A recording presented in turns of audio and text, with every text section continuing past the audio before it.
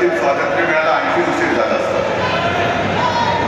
तो जमाना वेगळा होता, इंग्रजांचा काळ होता, सगळंच काही विरोधात होतं. आता सुद्धा मला नाही वाटत काही वेगळी परिस्थिती आहे. सगळ्या यंत्रणा त्यांच्याकडे आहेत. तरी मला आता आल्यानंतर जरा चुकल्यासारखं वाटलं, कारण हेलिकॉप्टरमधून उतरल्यानंतर आज बॅग तपासायलाच कोण आला नाही. आणि मला वाटलं अरे आपलं महत्व एवढं कमी झालंय, आपली बॅग नाही तपासत म्हणजे काय. ठीक आहे, तसं पाहिलं तर हा मतदारसंघ जालनामध्ये येतो आणि गेल्या वेळी तुम्ही करून दाखवलेला आहात. कल्याणरावांना मी संभाजीनगरच्या सभेत शुभेच्छा दिल्या होत्या, कारण त्यांनी इथे सभा लावली होती, पण वातावरण एवढं काही पटकन बदललं, वादळी वारे सुरू झाले आणि हेलिकॉप्टरच उडू शकलं नाही. तरी देखील तुम्ही कल्याणरावांना प्रचंड मताने निवडून दिलं, त्याच्याबद्दल तुम्हाला सगळ्यांना मी धन्यवाद देतो. आणि एकदा तुम्ही करून यावेळेला तुम्ही केल्याशिवाय राहणार नाही, ही गर्दी आणि तुमचा उत्साह दाखवतो. कारण अनेक जण गर्दी जमवण्याचा प्रयत्न करतात. काल सुद्धा मुंबईमध्ये गर्दी जमवण्याचा प्रयत्न झाला, खुर्च्यांची गर्दी खूप जमली, पण माणसंच नाही. आपल्याकडे सगळी माणसं जीवाभावाची आहे. आणि माझं आव्हान आहे, इकडे एकही माणसाला कोणालाही भाड्याने आणलेलं नाही.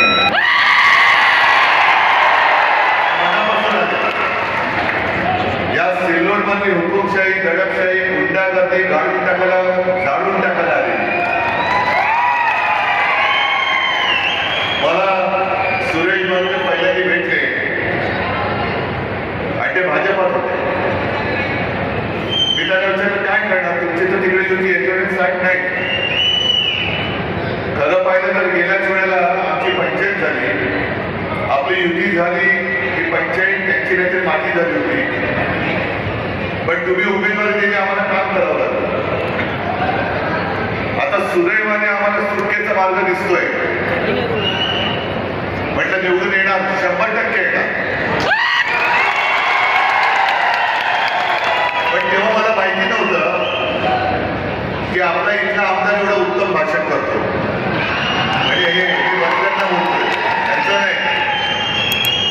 बनकरांचं भाषण बघा आणि गद्दारांचं बघा. मला आता रोज जसा वेळ मिळेल तसं मी टीव्ही चॅनल्स आणि पत्रकारांना मुलाखती देतोय. त्याने मला एक दोन प्रश्न विचारले की ते निंदे असं बोलतात, निंदे तसं म्हटलं जाऊ दे, ते निंद्यांचे चिंते वाढवतात. पण विशेष म्हणजे महिलांवर त्यांनी प्रश्न विचारला. मी त्यांना म्हटलं हे जर का असं असेल तर सिल्लोडमध्ये जो गद्दार आहे त्यांनी टीव्ही कॅमेऱ्यासमोर सुप्रियाताईला शिवीगाळी केली आणि हाच माणूस उमेदवार म्हणून त्याच्या प्रचाराला देशाचे पंतप्रधान काल संभाजीनगरला आले होते, छत्रपती संभाजीनगर, त्यांच्या व्यासपीठावरती होता. मग मोदींना मला विचारायचंय, हेच तुमचं हिंदुत्व आहे का? हीच तुमची संस्कृती आहे का? कर्नाटकामध्ये लोकसभेच्या वेळेला त्या प्रज्वल रेवण्णांचा प्रचार केला. प्रज्वल रेवण्णाचे हात बळकट करा. हा प्रज्वल रेवण्णा कोण कल्पना आहे तुम्हाला?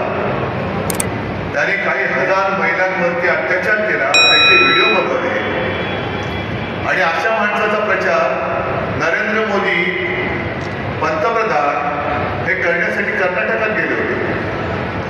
काल सुद्धा त्यांच्या व्यासपीठावरती सुप्रियाताईंना शिवीगाळी करणारा हा त्यांचा उमेदवार, त्याचा प्रचार करण्यासाठी मोदी आले होते. म्हणजे एकूणच संपूर्णपणाने यांच्या सगळ्यांचा थर हलवलेला आहे.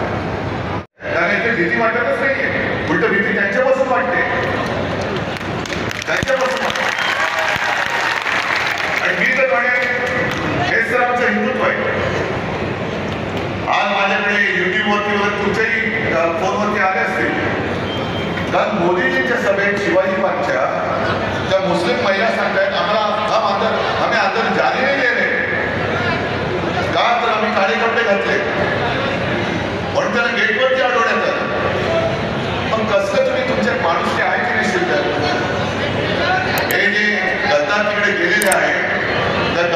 बापाचा पाठ माझ्या खिशामध्ये आहे. आज जर मी वाचला गोरगरीब जनतेची जमीन बनवणारा, दादागिरी गुंडगिरी करणारा, बरोबर आहे. सोयगाव तालुक्यात कित्येक गोरगरीब लोकांच्या जमिनी, मालमत्ता, प्लॉट गद्दार आणि त्याच्या परिवाराने बळकावले. बरोबर आहे, ही माहिती आहे आणि माझा आरोप नाही आहे. त्याच्यानंतर सिल्लोड शहरातील सर्व शासकीय मालमत्ता नगर परिषद सिल्लोड यांच्या ताब्यात देऊन त्या बळकवण्याचा कट रचला. बरोबर आहे. सिल्लोड शहरातील व्यापाऱ्यांच्या प्रतिष्ठानसमोर बेकायदेशीर भिंत टाकून त्यांच्या कोट्यावधींच्या मालमत्ता कवडीमोल केल्या. स्वतःच्या संस्थेमार्फत मेडिकल कॉलेज व हॉस्पिटल निर्माण करण्यासाठी सिल्लोड येथील सर्वे नंबर 92 मध्ये कित्येक नागरिकांच्या प्लॉटवरती अनधिकृत ताबा करून बांधकाम सुरू केले. बरोबर आहे.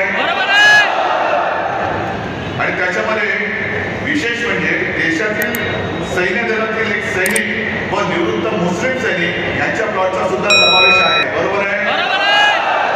पठाण परिवार यांच्या सर्वे नंबर 337 मधील जमिनीवर बेकायदेशीर ताबा मारून निवडणूक प्रचार कार्यालय सुरू केले. बरोबर आहे. सगळी यादी आहे माझ्याकडे, सगळी यादी आहे, सगळी यादी आहे.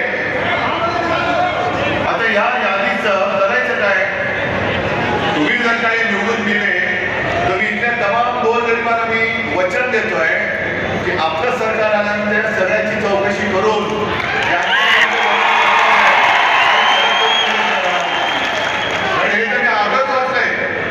अजून अर्ध बाकी आहे, आणखी काही कागद बाकी आहे. आणि किती काळ सहन करणार, किती काळ बसतील? एक तर गद्दार तिकडे एकत्र झाले. निंदे एक मोठा गद्दार, 40 जण, म्हणजे आपण त्याला सगळं काही दिलेलं. याला सुद्धा मंत्रिपद दिलं, त्याला सुद्धा मंत्रिपद दिलं. पण मंत्रिपद देऊन सुद्धा यांची भूक असल्यावर नाही. सगळं हावण्याच्या सारखं हे खात सुटले. बरं, खाताना तुमच्याकडे सत्ता आहे म्हणून त्या सत्तेचा दुरुपयोग करून जर तुम्ही गोरगरिबांना छळला असाल तर तुम्हाला सुद्धा कायद्यानुसार चौकशी करून तुरुंगात टाकल्याशिवाय राहणार उगाच काहीतरी करत जायचं. खरं म्हणजे गेल्या वेळेला मी प्रामाणिकपणे कबूल करतो की माझी चूक झाली. मी त्याच्याबद्दल तुमच्या सगळ्यांची माफी मागतो. माझी चूक झाली. कारण आम्हाला असं वाटलं तर समोर लोक येतात, समोर आल्यानंतर काही मस्ती नाही टाकू शकत. अगदी वाकलेले असतात, झोपलेले असतात. मी असं करेन, मी तसं करेन, मी तुमची स्वप्न साकार करेन. माझं स्वप्न सोडून द्यावं, तुम्ही माझ्या गोरगरिबाची झोप उडवले आणि तुम्ही तुमच्या सगळ्या कामकाजा एकदम कठोर करून ठेवलेले आहे. हे आता याच्या पुढे होता कामा नये. आणि तुम्ही जर का एकवटलात जसे आज दिसताय, हे एकवटल्यानंतर कोणी किती मोठा असू दे, जेव्हा सर्वसामान्य माणसं एकवटतात ना, तेव्हा किती मोठा माणूस असला तर तो कोलमडून पडल्याशिवाय राहत नाही. हा या देशाचा इतिहास. म्हणून मी मनापासून तळमळीने भाजपच्या लोकांना सुद्धा सांगतोय, कार्यकर्त्यांना सांगतोय की ही संधी सोडू नका. ही संधी सोडू नका. पुन्हा आपल्या या सिल्लोडमध्ये गुंडागर्दी, दहशतीचं राज्य तुम्हाला पाहिजे असेल, म्हणजे भाजपच्या कार्यकर्त्यांना पाहिजे असेल, पण ते हवंय असं मला वाटत नाही. जो सच्चा भाजपचा कार्यकर्ता आहे तो नक्कीच या गुंडागर्दीच्या विरुद्ध नव्हे, ती गुंडागर्दी मोडून टाकण्याशिवाय राहणार नाही. चला आपण सगळे एकत्र पहिल्यांदा गुंडागर्दी मोडून टाकू आणि मग त्याच्यानंतरचे जे आपले वचननाम्यातली जी वचनं आहेत, कालच संभाजीनगरमध्ये मी जाहीर केले.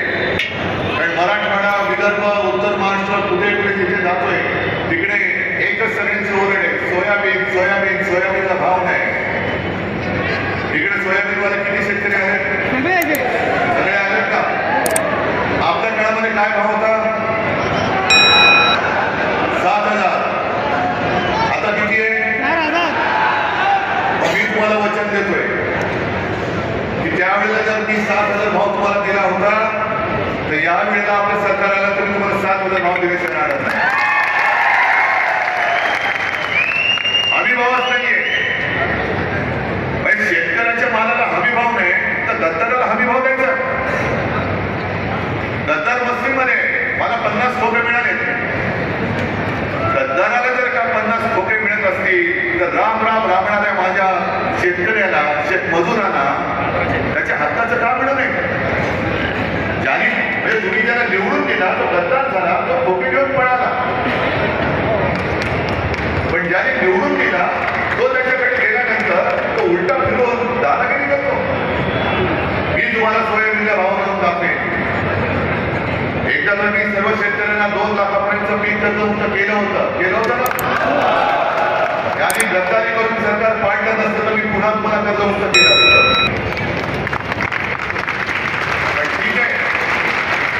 मी म्हणजे मेंढे नाही आहे.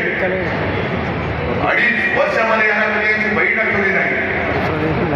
निवडणुकीच्या तोंडावरती लाडकी बहीण म्हणून 1500 रुपये देत आहेत. तुम्ही 1500 रुपये मिळते तुमच्या वडिलांच्या खिशाचे नाही आणत. हे माझ्या शेतकऱ्याच्या हक्काचे पैसे आहेत, हक्काचे पैसे. आता तुम्ही 1500 काय देताय? आम्ही तर 3000 देणारच आहोत. आवाहन करतोय म्हणजे विनंती करतोय. ठीक आहे, तुमचं आमचं थोडंसं मतभेद आहे असते, त्याच्यासाठी सुद्धा माझ्याशी कोणी येऊन बोलायला तयार असेल तर मी त्यांच्याशी बोलायला तयार आहे. पण आता आपण सगळे मिळून सिल्लोडला लागलेला कलंक हा धुवून टाकूया. ही संधी आहे, ही संधी आहे. कारण आपली संस्कृती, आपले संस्कार वेगळे. आज जेव्हा मी भगवानजींना हातामध्ये घेऊन महाराष्ट्रावर फिरतोय त्याच वेळेला इकडे माझ्या समोर माझ्या मुस्लिम भगिनी पण बसलेले आहेत. मी महिलांच्या रक्षणासाठी खास महिलांचं म्हणजे पोलीस अधिकारी आणि पोलीस शिपाई सुद्धा असलेली पोलीस स्टेशन सुद्धा मी महाराष्ट्रामध्ये बांधलं.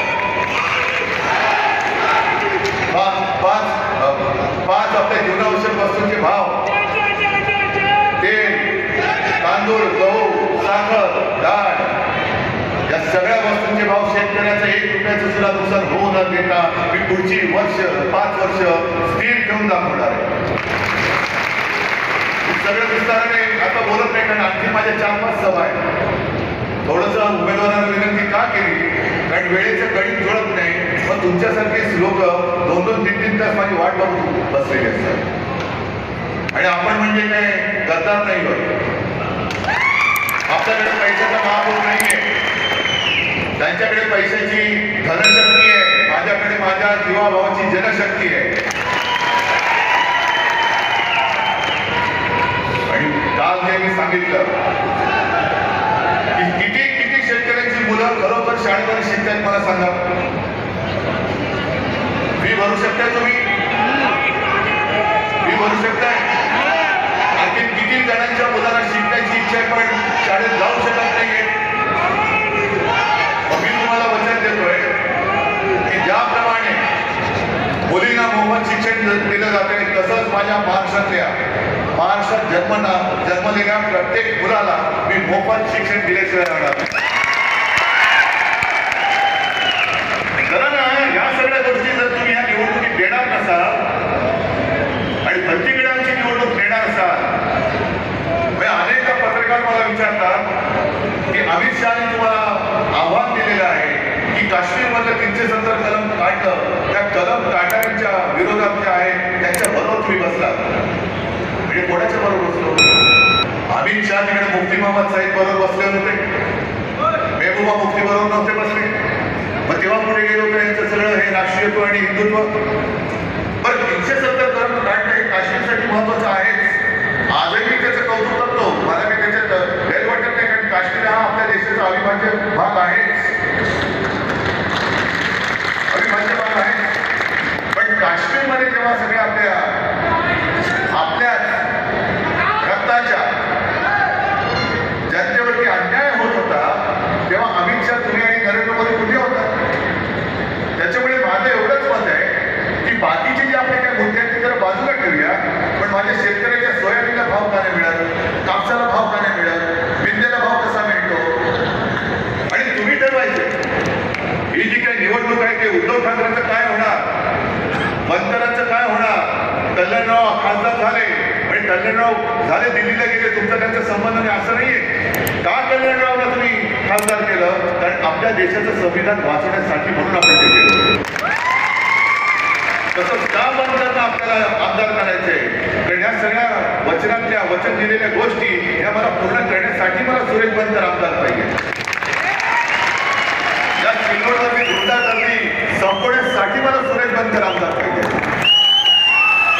आणि मी जे बोलतो ते मी करून दाखवतो, आणि जे करता येण्यासारखं असेल तेवढंच मी बोलतो. म्हणून माझी वचनं जी आहेत ती बाकीची दिलेली आहेतच. पण एकदा तुम्ही या गद्दाराला पाडाने असा गाडा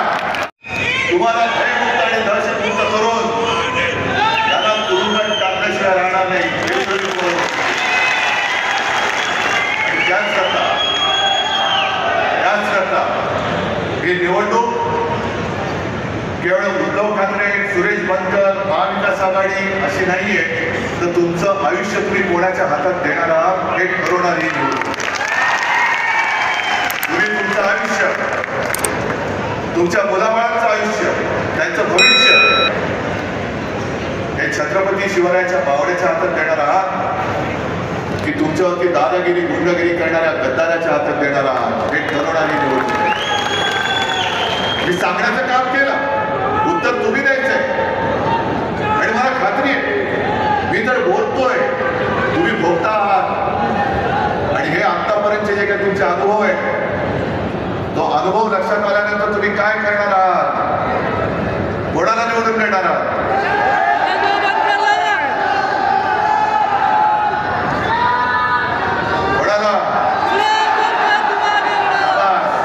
सगळ्या मशाली या नुसत्या हातात धरणाऱ्या मशाली नाही, मशाल प्रत्येकाच्या हृदयामध्ये धगधगली पाहिजे